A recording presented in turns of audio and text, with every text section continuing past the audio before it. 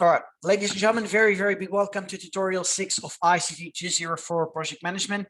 I'm very happy to actually have you here with me today because today is a very important week. It's a week where we need to go and really finalize all the work that we are going to be doing as part of the actual group assignment to submit our first work on time. And it's a very important week. And what I've noticed so far into a lot of the files that I went and actually try to go and mark, I noticed there's a bit of issues with some areas. I've noticed, for example, sometimes there's a progress files hasn't been submitted, which is really unfortunate because that results in losing marks. And I also noticed that in what I've done so far, in marking, for example, of the risk registers, I noticed that people might have actually went and commented on what is the mitigation actions, but not many people commented on what are the actual contingency plans they are going to be undertaking for their work. Many did indicate risks, maybe 3 or 4 risks. They haven't indicated too many. But even with those very slight risks that they've identified, they did not go and really provide a lot of details in terms of what sort of risk, which one is high, which one is low, not putting the right coloring to be able to show us the sort of level of risk that is existing at any point of time.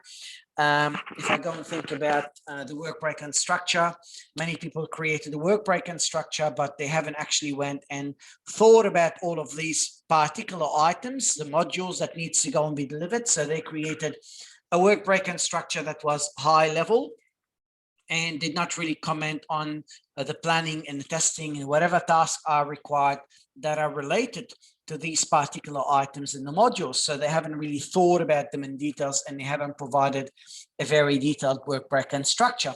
And if you do not provide a detailed work breakdown structure, then we have another issue, because when you are going to be creating a budget summary table, if we are going to go and look at the budget summary table, and if we're going to go and try to identify whether the number of summary hours you've put in the actual budget are correct, we don't have any chance to check them if we don't have a very detailed work breakdown structure for us to be able to go and really look at. So there's all of these items that it's important for us to be able to go and really look at in terms of the work. But I wanted to start the session by indicating about many areas of improvements that many of you would be able to go and benefit from if I was to go and indicate all of these issues very early on now and discuss them further. The further thing I'm going to be doing today is I am going to ensuring we are going to spend time in breakout rooms in my tutorial to go and discuss what the feedback relating to each assignment. But I encourage each of you, even if you're not in my tutorial, if you guys are having any questions about the feedback we're giving you in terms of the progress files and what you need to go and improve, please make sure you contact your relevant tutor to ensure you are going to be getting the help that you need to get the work done appropriately. So let's continue working hard, guys, because that's really going to help us to be able to go and really achieve the success that you guys really go and deserve. Now, this is the first thing we're going to go and talk about. I want to basically highlight to you that we've previously discussed a number of assignments. We've discussed 3 assignments that were basically loaded in previous sections on Moodle. So for us to go and really open Moodle for a second, I'm going to be able to go and show you the particular things we've worked on. So go now and show you that file. So previously we've discussed a number of submissions of that assignment. You can see, for example, we showed you example 1, example 2, example 3 of that case study that were mentioned there. So obviously we discussed that last week, but then more things are going to go and be discussed today. There's another file today, week 6, which is has a lot of information, has more than what we are expecting you to go and do. But what I'm going to do is I'm going to open that file anyway, because what it provides you with a sort of indication in terms of what we could do when we, for example, talk about extra work you are able to go and be producing for your work. So if you go under week number 6, resources, if you go all the way down, and if you go to the section of you know, extend, you'll see on the tutorial, you'll see a section under the tutorial called extensive example of a previous submission for another case. So I'm going to click that for you to try to show you that now. What you'll be able to go and see, I'm going to open that case in details. Let's, you know, comment is all of these, obviously the cover letter, which is really, really important. It acknowledge, you know, you need to sign them and acknowledge that is actually your work when you go and produce your work for us. I can see here that they spoke about a cover page and a work and an executive summary. I want to just encourage everybody who's going to be creating an executive summary. The executive summary should be created before, you know, before the table of contents. So you put it beforehand, and then in the table of content, you will only put an introduction, and you'll talk about that introduction and details. You can see they've done much more in detail stuff. For example, the team contract, that's an extra work they've done. For example, you see that they've created a work break and structure dictionary. They created a work break and structure tree. They created a, you know, project scheduling phases. They created a critical path method. They created a, you know, processes, monitoring, controlling processes output. So they tried to work and create many extra items and the basic items we are expecting you guys to go and actually go and create. So it's very beneficial for you guys to be able to go and think about what extra are we possibly able to go and add as part of our work to bring it to the quality that we're expecting it is really going to go and be. So we have this table of contents. We have this table of figures.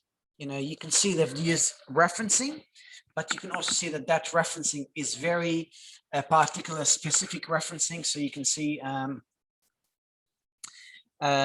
the correct sort of format of referencing. And I want to encourage everybody who is going to go and be looking at the system.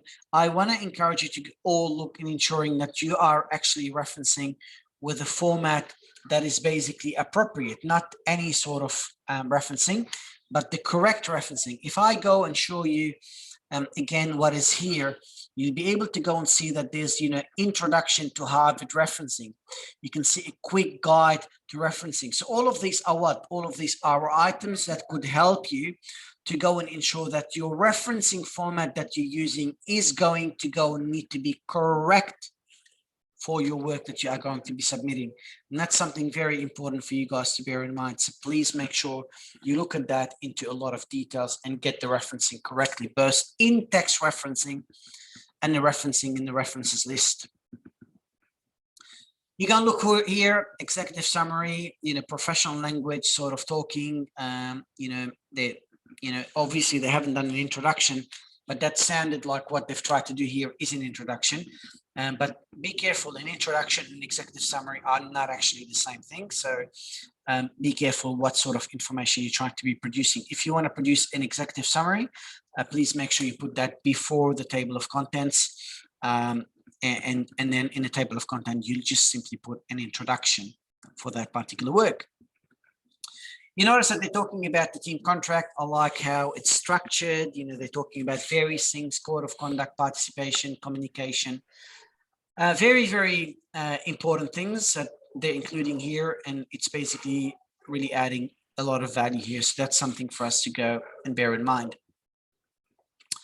Kickoff meeting, you know, again, that's an extra thing that they've added, which is a good thing. They created the project charter. Now, I know this is a format of a project charter that is presented in Moodle. So for anyone who's in the other tutorials, you basically could go and create that structure accordingly and follow that structure that if your teacher has been telling you to go and follow that particular structure. I personally, for my students, you know that I've asked you to make some adjustments and not to follow that structure exactly the same. Because, for example, in scope and out of scope is something that is going to be discussed in the scope section anyway. So I don't want to double up and go and discuss it in two various places, but just something to go and bear in mind there. You know, they included a lot of stuff. I'm not going to really go and discuss the details, but you can see very succinct bullet points, straight to the point. That's the sort of things that I recommend you guys go and really create. Deliverables, all of this data, a lot of details basically they've done in that particular section. Project approach, resources. My only consideration here is we cannot really go and get a very resource specific sort of understanding of how the resources are going to be needed. So in my opinion, this is too details, and you won't be able to get details until you go and create a work breakdown structure. So I think this is a bit too details for a project charter. Schedule summary and so on. Eventually, they then created scope statement. And again, for my students, I recommend use a format that I've discussed, but maybe here, instead of using all of this, you can, I don't know, maybe use bullet points, maybe make it more shorter. It's way too much information probably here. But again, you can see they're trying to use numbering, and they're trying to, there's some areas it's full text, which they could present it better, but in other areas, they've done a good job. They also did, use referencing, which is great. They're using US English rather than UK English. That's something that all of you guys will be able to go and improve in the final work you are going to be submitting. So I encourage you to go and make sure you're doing that particular improvement. We go to the stakeholder register. Again, not a bad work. They've kind of highlighted more than one stakeholders. They highlighted, whether it's high, whether it's low. So you kind of see there are differences in terms of the stakeholders that are available. You can see what do various stakeholders need and what do they want. You can see all of these concerns. My only comment on this section is, well, if you know what is the concern of all of those people, what are you going to do about it? Can you go and potentially incorporate a section, a table, a whatever that clearly says, okay, how are we going to manage those stakeholders? Because we understand they're very important, we understand what they want, and we understand their concerns. How are we going to manage them? So we start really showing solution, not simply that there is a problem there. You can see how they created some sort of a table to try to show all of these stakeholders outside and inside. That's a sort of a nice sort of work there. You can see the work breakdown structure. It is detailed. I'm not going to say it's not detailed. It is. There's good stuff there. There's good information. Enable CRM and MMS packages. And it seems that they've actually tried to relate that work, to relate their construction and their details to what is specifically in that subject outline, which is a different subject outline, obviously, and that's why the requirements are different. But they thought about the specific things that needs to go and be delivered as part of that work. And that's the same thing we need to really go and bear in mind in the work ourselves, in the actual things we're going to be producing. But in general, that's a good work. No complaint at all in terms of that work. They try to create a dictionary. Every one of these items, this is extra work, every one of these items in the work breakdown structure, they try to basically describe and explain what it is. That's a dictionary. So that's a good start there. You go and see that, good details. You can see there all the way through. Dictionary, that's extra work, as I said. They try to create a tree diagram, but they try to refer us to a drawing. Never do that, because if you're gonna want us to go and see something, you need to bear in mind that there's drawing in those files that you tell us to go and access. We might not be able to go and really access it. We might not have the tools or the program that is needed to access whatever you've downloaded off the internet. So it's very important, if you're going to put something, you make sure it is available for us to be able to go and really look at it into that particular example. So please make sure you consider that.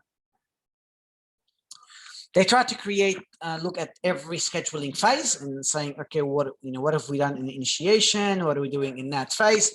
So they're basically trying to go and show some details in that aspect, which is a great thing and nice to be able to go and really see. So planning phase, execution phase, monitoring, controlling phase, and so on. In terms of the scheduling, what we do is we go and try to create various various sort of documents. So you'll be able to go and see that there's a start date, end date. You will see durations. You will see the resources. So you see all of these, various things that basically gets created there. Planning, items, initiation. So all what I'm going to say is whatever you're going to be creating here in terms of schedule needs to be aligned with whatever is in the work breakdown structure. So whatever you create as a work breakdown structure and the items, they need to be basically make sure that they are available in the schedule sort of format. We can see start date, we can see end date, we can see duration, we can see who's the resources, we can see how many days. Because then if we can see how many days and how many resources, if I go and say, all right, you guys told me I need a project manager here and a project manager here. If I count the total days, I should be able to go to the budget and see that you are going to be discussing 2 days in that budget at that particular point of time. So we'll be able to go and see that specifically in the system as 2 days, and when I go and see your summary budget. So that's very, very important that we can see that data clearly, because we don't want to go look at a budget Call me when you want. and that budget is basically not well thought of and not well considered if we can't really relate it to the previous areas and to make sure that things were done the way they should really go and be done. So we continue. This is very good. A lot of details. Good job there. Risk register. I can see they're highlighting which risk is high. But okay, what's a mitigation plan? What's a contingency plan? Good things, but can we do a bit more? But I noticed that they've done also identified so many risks, which is a great thing here. They've tried to do some extra work. Specifically, they did a critical path method here, which you can see it. You can see how you know exactly which items are part of the critical path for us to be able to go and manage. So again, that's a very good thing for us to be able to go and see produce here. They've tried to create a Gantt chart, which show us how all of these items are interrelated. Again, that's a very good thing. And they tried to show some referencing relating to the Gantt chart. Monitoring, controlling processes, they mentioned them and they spoke about what's happening in each of these processes. So again, that's a interesting thing that they showed. The budget, again, as I told you earlier, we need to be able to have a budget summary, but we need that budget summary to be able to go and be related to what we can see in the work breakdown structure. But in summary, you guys need to go and make sure that you are creating all good details in terms of the work that you go and produce. They tried to create a table to show who's going to be earning what as part of the project.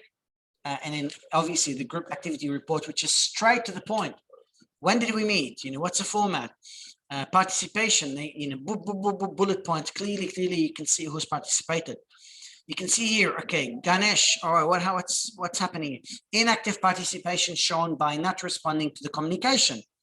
Okay, great. So what does that mean? Well, you go down here, the contribution is counted as 25%.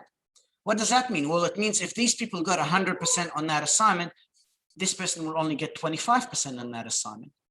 So you basically need to go and ensure that you put your contribution and preferably we want to see a table which clearly highlight that percentage of the contribution of each person, but also the bullet point and the summaries needs to go and be reflective of whatever you put on a summary as part of that table. We follow your percentage contribution to understand how much we should be really marking and allocating to various students. So it's a very important aspect to go and really bear in mind. Finally, the conclusion, and there's references, and it's nice to see so many references they've used. And it's nice to see that not simply they've used referencing, but they also use the right format of the referencing by basically going and referring to the format that I've mentioned for you guys earlier, all the referencing that is actually available on the system, on Moodle. It's not hiding, it's not anywhere we don't know about. The Harvard referencing, introduction, and then the quick guides, they're all there for you to use them whenever you need them. They're there.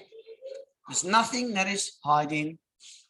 Everything you need to do is really presented in that particular example.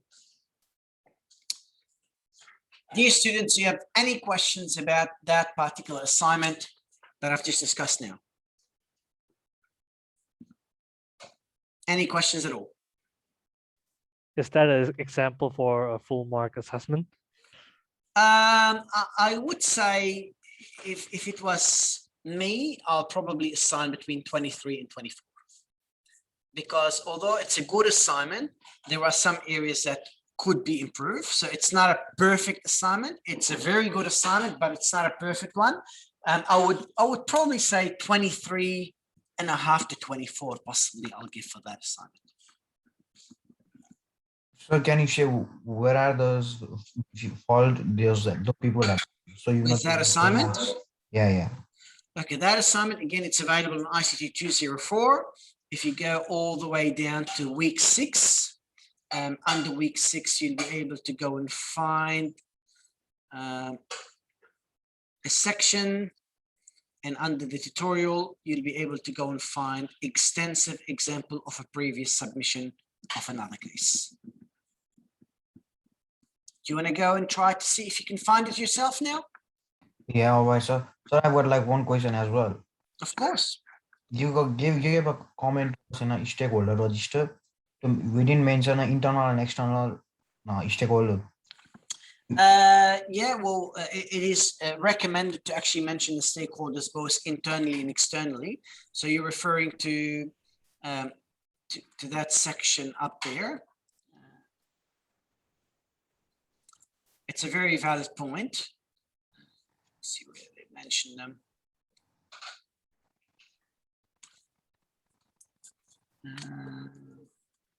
Yeah, so here you can see how they've mentioned executive of program role. They haven't really specified external. We would know what they are, but client manager, it's external. Project opponent, suppliers is external, shareholder. So although they haven't really stipulated that it is external, it's actually clearly mentioned that it's an external stakeholder. Does that make sense? Yeah, so we can add a table and we can specify them as well. Yeah, you can if you want to, say internal or external, that's fine with me. Or you could add a top row, and that row you can see external stakeholders. You can put it on top, and then a full line saying external stakeholders and a full line saying internal stakeholders. And we can look underneath it and see who are all of the stakeholders. Yeah, all right, so thank you. Instead of having a column, extra column for every single one, like there's no point. Any other questions, guys?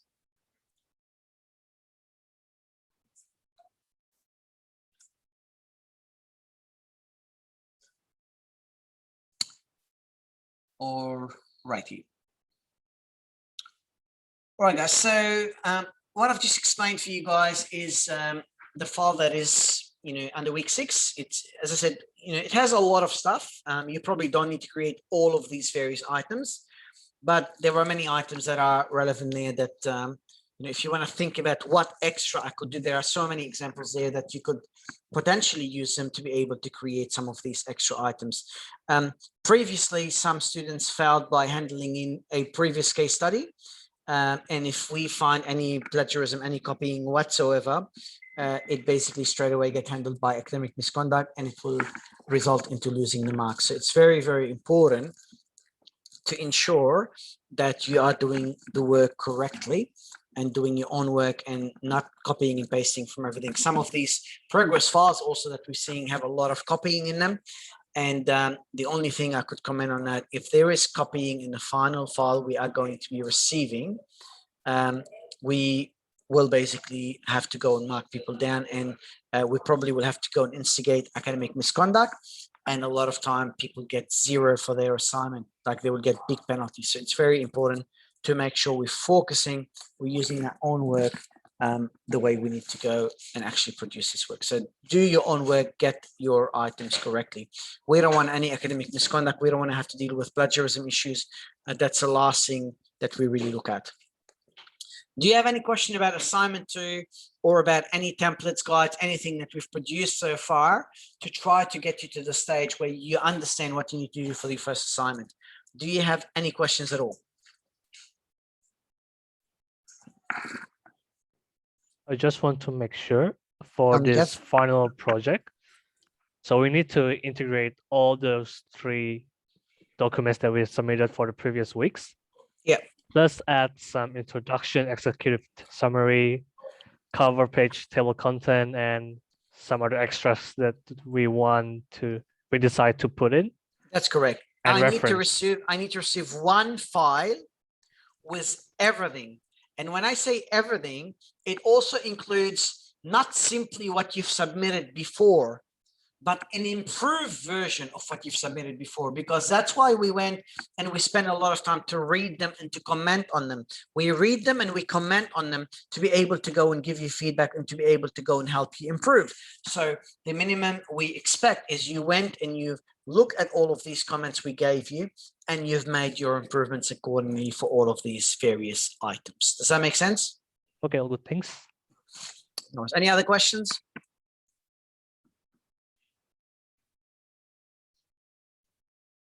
Anyone else have any questions?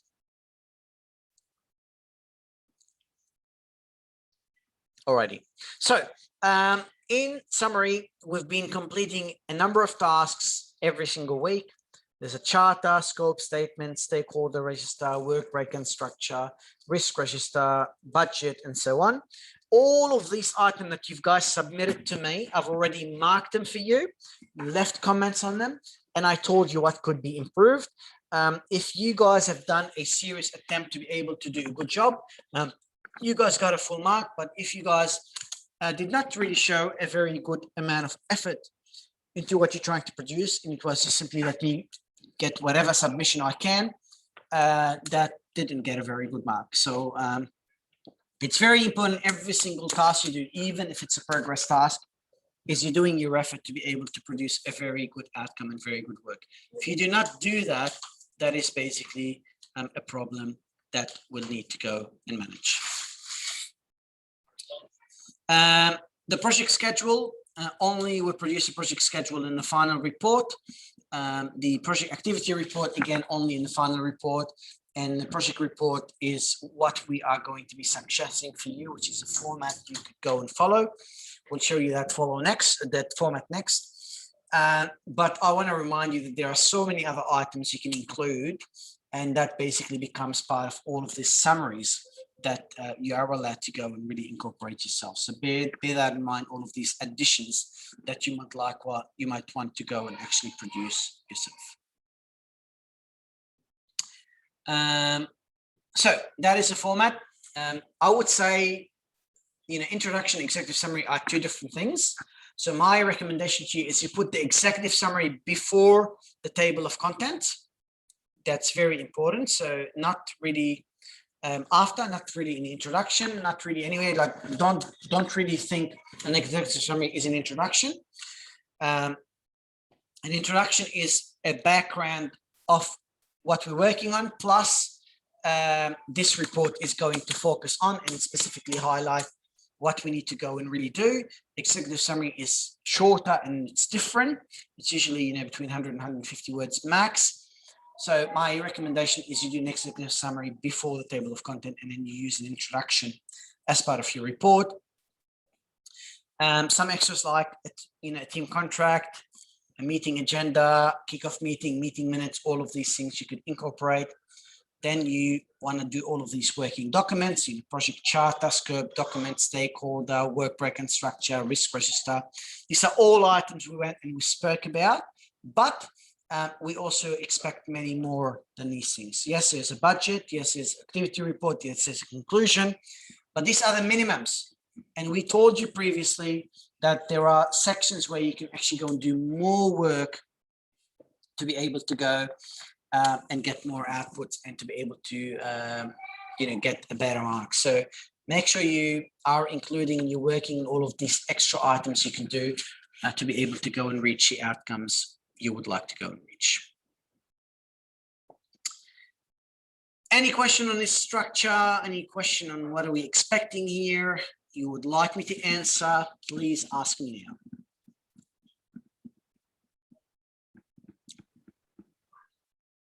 All good. Thank you, Kevin. Anyone else? All good, sir. Nice. All right, so there is a group activity report, you know, in the sample assignments, 1 to 2 pages at most. Describe what each, you know, student contributed. I recommend you put a contribution table, provide information about the contribution of each person. If there's a lesser percentage by someone, I recommend you go and do it. I often ask for a contribution because it makes things much more clearer for us when we're marking, because sometimes we might read a comment, but we see that you said that someone didn't really contribute equally, but we don't know how much they've contributed. So it basically helps us to be able to go and get things to go and be produced in a much clearer manner. We know what we need to go and really present there. But as an example, you might want to go and simply follow that format. Because if you go here, you clearly could see what format has been used. You could clearly see that where's that section? You could clearly see the group activity. Please see who've done what. You could clearly see, you know, some discussion about participation, and obviously you can see the percentage of various contribution that various people have went and done. So that information is really available. It's about how you're going to go and use that information to be able to ensure that the relevant outcomes are really evident in terms of who contributed to what. This is great, you know, bullet points, straight to the point, tables, we can see the contribution. Excellent. There's nothing more really we need there. That's a great job there. But if you're not convinced with that format, there are the other 3 formats that you can go and see. If you go there, if you can see from last week, all of these 3 examples. If you want to go and see other examples, so, well, it's fine. There's no problem. You can see here, this is guys, how they created, this is another group of how they created the report. And you can see it's different. It's like a whole table. And it's not as clear as the other one. It's not as clear, like you need to read all of this. It's not bullet point, it's everything on top of each other. There's no percentage of contribution. I'm not sure there. So it makes it very hard for us, much more harder to be able to recognize how much each person went and really contributed. So I encourage you to go and make it very, very clear what each person have went and contributed across the actual assignment. All right. Any questions, anyone? All right, let's continue. So the format is very clear. The charter, the scope, the stakeholder register, the schedule, the work breakdown structure, the budget, all of these, we've already given you feedback on them to give you ability to improve. So we already gave you feedback for at least 10% of that assignment. So we gave you a lot of, not 10%, 50% of that, like 50 out of, 10 over 20. So 50% of that task. It's about really taking that feedback and incorporating it and then making sure you are improving your work by Sunday with the quality that we are expecting. So make sure you make a lot of improvements. Make sure you complete more project management professional documentation. Anything extra you are able to go and create will be recommended. Make sure you go and also do a good presentation. Don't use he, she, we, I.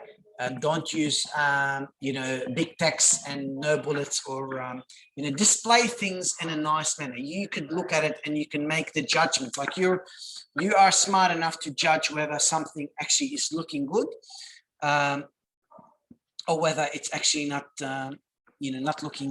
not very well displayed, if that makes sense. We need to go and make the improvements that is needed. We mentioned some extras: Gantt chart, cost analysis, network diagrams. These are some things we might go and add them. But bear in mind that we leave it up to you to be able to decide what sort of improvements could really go and could be done. We've been providing you so many supporting documents week after week. There's a lot of improvements done there. Take out these items, look at them, and make sure that you are absorbing and you are picking up our feedback, because we work so hard to give you that feedback to be able to ensure that your work is going to meet the quality that we need. Now I'm going to go and play a quick video, guys, for you about Pinbook resource management. That's one of the topics basically we spoke about today. I'm going to actually play it for you guys now to ensure that you guys listen to it before we continue with the rest.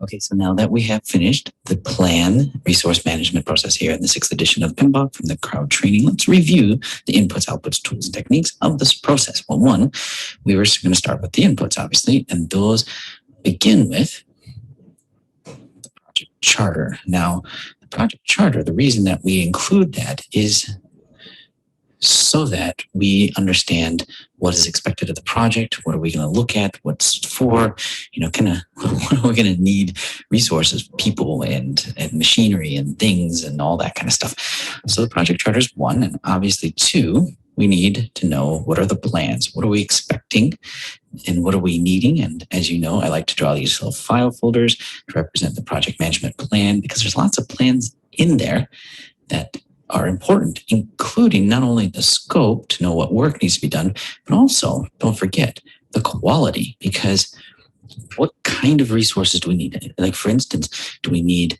really good computers or servers, or really good apples, or whatever the resource of physical nature is? And the people, like, what kind of skill sets are we expecting? What kind of quality expectations are there? And another input is going to be the documentation, like the schedule. When are we going to need these resources? How many of these resources we're going to need? So I'll draw a little Gantt chart here to kind of represent, what's going on schedule-wise, and the requirements, documentation, things like that. Also, as you are well aware, we are a product of our environment. So maybe there are rules, maybe union rules, maybe there are just requirements or restrictions that are just part of the environment in which we work in. And then that would be our enterprise environmental factors. And then if we have any templates that are used, maybe even some binders of things that have been done, but those are our organizational process assets. All right, those are the inputs. Now, let's move on to the tools and techniques. Well, using the resources or knowing, we should have some experience or some knowledge or some understanding or just some thoughts. Maybe just there's no real reason to it. We just sort of know from our history, from our experiences, that we're going to need some expert judgment or subject matter expertise, however you want to think about it. But what is it going to take? What resources are going to be necessary? And we're continuously thinking about that throughout the project. What is it that is necessary? How is it best to utilize and work with these various different resources and get the most out of them and be optimal there? So that's one. And the other would be various different ways to analyze what we need. So we have data analysis. Those could be things like a RACI chart that we talked about, that are talking, or even our org charts, right? If you're thinking about what do we need, how are they going to report to, and this could even be just, thinking about, well, if we have this equipment and these needs, how do they match up? There's various different ways we can organize and think about the resource needs of the project. Also, if we're dealing with people and organizations, we're going to have some organizational theories that are going to come into play, how people work together or not work together, also to virtual versus on-site, those kind of also play. So there's many different theories that I won't get into obviously here because we went through those at another time, but those are things that you need to consider because that's a tool and technique. And a lot of times we have to talk about these needs, whether it's in face-to-face or a presentation or just any other kind or form of meeting. So those are the tools and techniques. And so now finally, let's move on to the outputs. Well, if the whole point of this is to plan our resource management, by no surprise, we should have as an output our resource management plan. Pretty obvious. And that goes into that big file folder referred to as the project management plan because it is part of that. But also, beyond the resource management plan and how we're going to deal with it all, you with the human aspect of it, the human resources, you might set out some team charters. That team charter is laying out some of the ground rules or expectations of how we want our team to work, our expectations, meeting etiquette, any of those that you want or not want to include in the management of the resources throughout your project. And then likewise, you're probably going to need to update the various documents because, one example right there is if we're saying this schedule needs various different resources at different time. Well, now we should be saying these are the resources that we are planning to use at X number of time. And now it might be just a role, maybe an actual person's name. In any case, it is needing the project documents to be updated. So pretty simple. That is the plan resource management process of the 6th edition from the crowd training.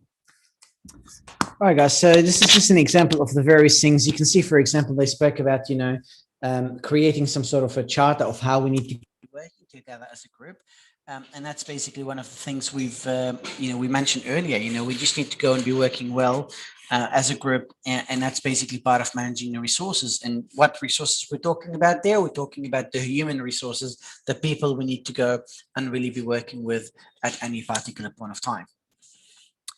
Now, ladies and gentlemen, I want to go and I want us to make sure we discuss the working documents. And I want to make sure we're going to go and discuss the work you have done already in terms of the latest submissions. So, the risk register, the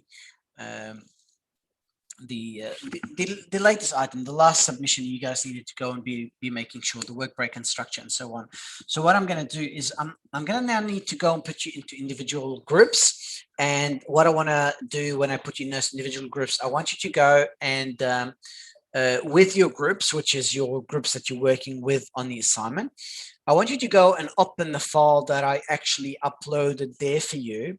And I want you to be really reading the comments that I left on each of these submissions that you guys have done, because those comments basically tell you what you need to go and be improving as part of your assignment. I will then go and be jumping from one group to another group. And then what I'm going to be doing there is I'm going to go and speak to each group and make sure they understand the items that they need to go and be improving for their work. And after we come back and after I go and explain the requirements in each of those groups, then we will be able to go and move out of that group and we'll be able to go back to the main group here so that we're going to continue discussing the remaining parts of today's session. So for now, I'm going to go and split you all into groups and I'm going to be going to individual groups to be able to go and discuss things individually. That won't be recorded, guys, because this is basically presenting the individual student work. So that part won't be a recording there, but we will go and record task 6, which is when we're going to discuss what we have basically covered today as part of the session. So I'm going to pause the recording now. So ladies and gentlemen, we're resuming now the recording after I provided feedback on the working documents of various team members. I recommend that those who are not in this tutorial to go and look at the comments that has been provided by your tutors and make sure if you're not sure and you have questions to be able to email your tutor to be able to get the right answers. Now we're going to go through answering some of the questions relating to what we've already done today so far in the classroom. What is quality management? Discuss the importance and implication of quality management for projects, guys. Everything we're trying to do is about delivering things within a particular quality. And if we're not doing the right thing, if we're not focused on really trying to get that quality to be delivered, it is going to go and be a major issue. So when I talk about quality, I talk about a relationship between quality and time, cost, and specifications. Because if we're not going to, we have an issue with we're not delivering the right quality, then we might need to add more money, then we might need to go and add extra time to be able to complete the work and improve it. We might need to go and actually think about the scope of the actual project and then making sure we're going to go and reduce the scope of the project to be able to ensure that the work is actually being delivered appropriately. So we need to go and think about the items that we need to go and work on. When I talk about quality, we talk about planning for quality. We talk about assurance, quality assurance. We talk about control, ensuring we are controlling the outcomes that we need to go and really be delivering at any point of time. You know, when I talk about project quality management, we need to ensure that we are going to be satisfying the needs for which a project was being undertaken. Any problem, any any issue with that quality, any problem needs to go and be sorted at any point of time. If we can, before we're going to go and really get to the release of any particular items. You're not going to go and really want to go and have things really going and having a risks later. You want to identify the risk and the quality issues early on and trying to go and manage all of these risks in an appropriate manner. We spoke about Six Sigma. What is Six Sigma? Six Sigma is about really DMAIC. We need to go and define any particular problem, measure, analyze, improve, and we need to be able to go and control any particular issues in terms of what we're trying to go and deliver. So we really think about how do we go and focus on a continuous approach to making improvements within the organization by using an approach like the DMAIC.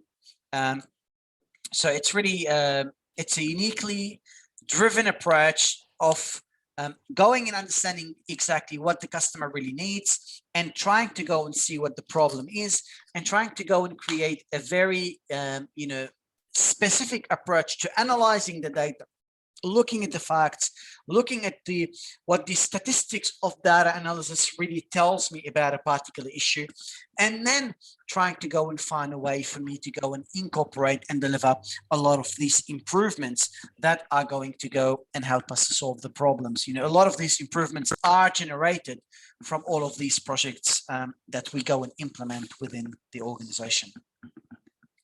What are the three main classification of the output of quality control? Well, when we go and get an output, it's either we accept it or we don't accept it, we go and rework it. So the first thing is, do we actually accept that outcome? It's either we accept it or we reject it. If we reject it, it means the outcome did not have the quality requirements, did not really abide by the quality outcomes we are expecting it to go and really go and deliver. And if it does not meet the quality expectations we would like it to go and deliver, that means we need to go and start making a lot of reworking and we need to making a lot of improvements. So rework is about all of these improvement, all of these results that we need to go and work on and improving to be able to go and really get a product to be shown again, potentially to the customer. And then we go and agree whether we are going to be accepting that particular work or whether we're not going to actually accept it. When I talk about process adjustments, sometimes we go and produce an outcome, but that outcome did not meet the quality that we want. And if it does not meet the quality, well, is it because there's a problem with our process? Do we need to go and change our process to be able to present a particular improvement that is going to go and help me?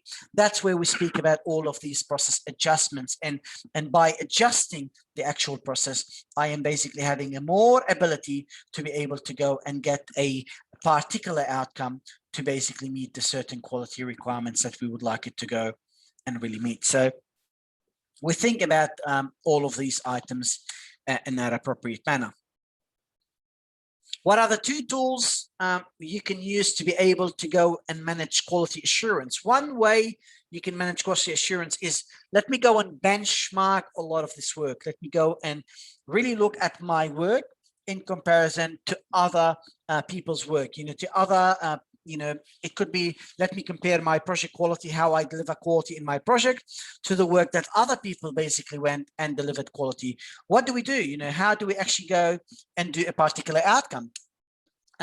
We go and we do that benchmarking, generating ideas for quality improvement by comparing my practices or characteristics to those of other projects, to those of other products within the the organization or outside the actual organization. We could use a quality audit, which is really a structured review of specific quality management activities. We basically identify the lessons learned.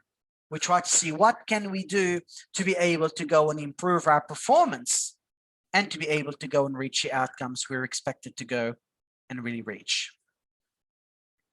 What are the processes involved in project resource management? We spoke about 6 processes. What are those processes? Well, the first thing is we need to plan resource management. You know, what resources are we going to go and be needing? How are we going to be estimating?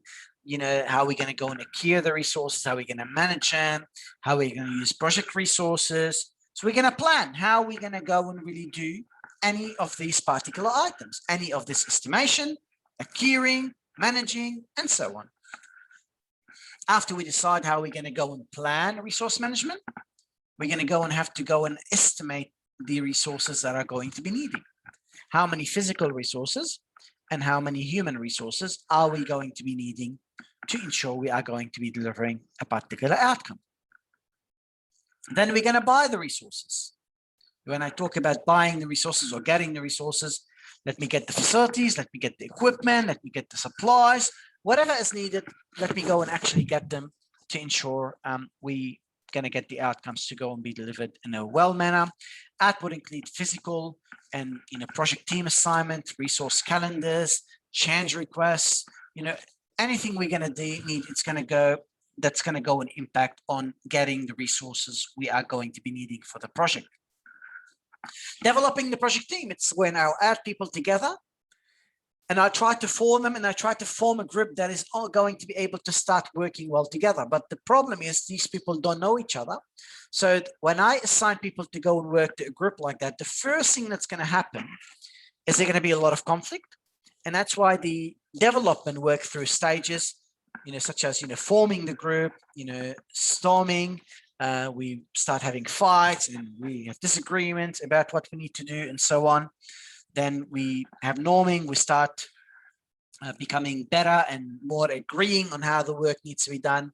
Then we do performing, which is about let's do the job, and we do adjourning, which is let's move people away from that group and then move them to a new group potentially to be able to go and really work well together.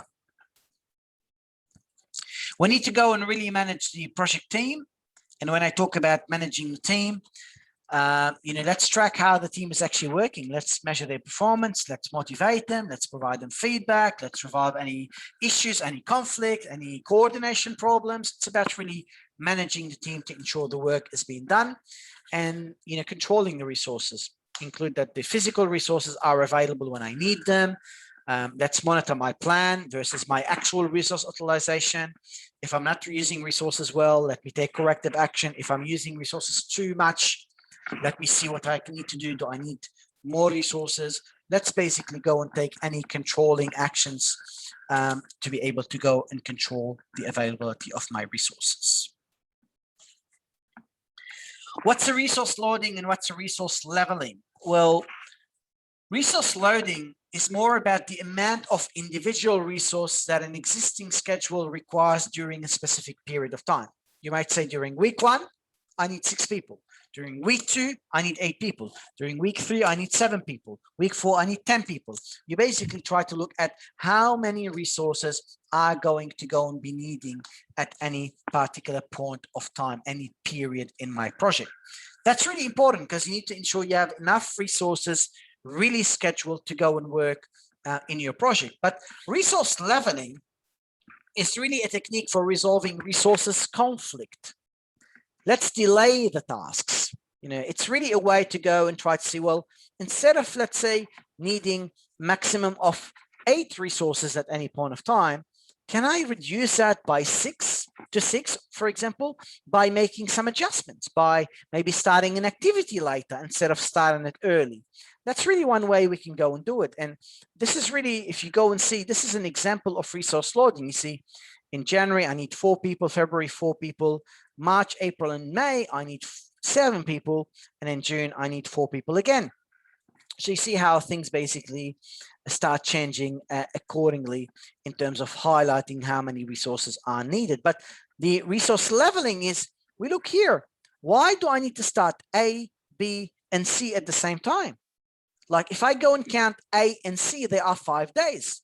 If I go and count B, there are 5 days. Why don't I delay either A or delay C? Why don't I basically, instead of doing them at the same time, why don't I actually delay some items? And the reason why I do it is because if I'm going to do all of them at the same time, C requires 2 people, B requires 4, and A requires 2. So in total, I need 8 people. But if I go and find a different perspective, if I say, no, I'm going to do B first, which is 4 people, and then A, which is only 2 people, and then I'm going to delay C and get it to start when A finishes, you notice that you've reduced your resources from you need 8 people to you only need 6 people at that particular point of time. So you're basically creating what is known as leveling the resources and really minimizing, making changes in terms of when particular items could start or end. And that basically will have a direct impact in terms of how many total resources you are going to be needing. My beautiful students, do you have any questions?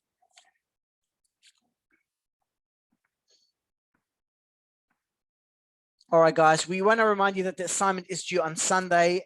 Please make sure you work very, very hard and look at the feedback we gave you to be able to go and make the improvements. We care about you. You're not simply a number in our classroom. You're an individual. We care about you individually, and we want to help you to go and achieve. So please continue working hard. Thank you very, very kindly for your time and effort.